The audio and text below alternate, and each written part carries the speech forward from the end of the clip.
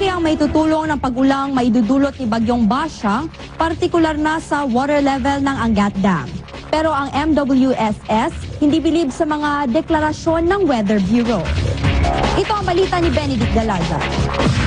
Nagkikibit balikat na lang si Aling Jonah dahil sa pagkawala ng supply ng tubig sa kanilang lugar. Ang natitirang isang balding tubig ang pagkakasyahin niya sa buong araw. Isa pa sa ikinaiinis niya ay wala man lang abiso ang Maynilad na mawawalan ng tubig.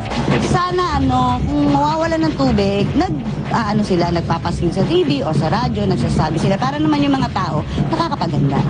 Ganito din ang problema ni Lando at ng mga kasama niya sa dorm.